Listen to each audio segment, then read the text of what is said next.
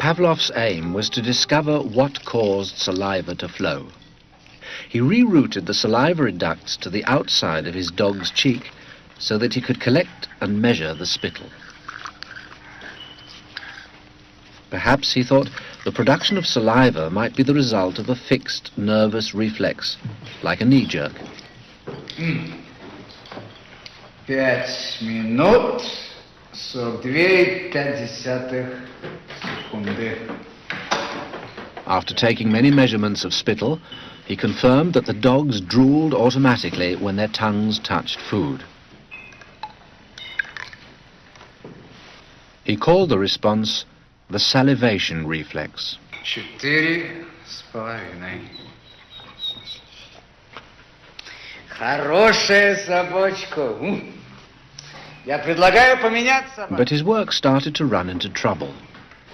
As his dogs became familiar with the experimental routine, they started to fill their cheek tubes before Pavlov had a chance to stimulate their tongues.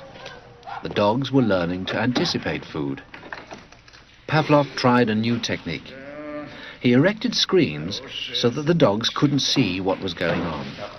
Before passing meat through the hatch, he introduced a stimulus that was totally unrelated to feeding. A ticking metronome.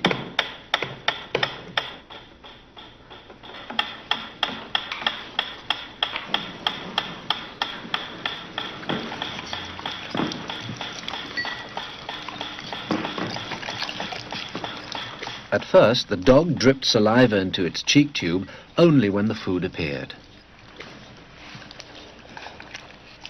But after a number of trials, the dog began to connect the ticking with the arrival of meat.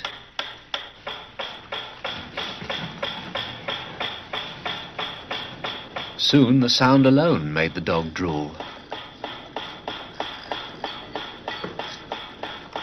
Eventually, the dog salivated as much to the ticking itself as it did originally to the presentation of food. Полная. Идите сюда. Что я говорил? He called this new response the conditioned reflex. Собака.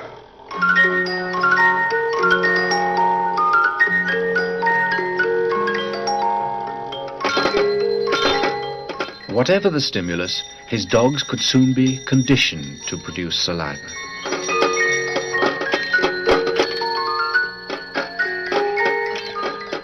Pavlov believed that he had discovered how animals learned, even in the wild.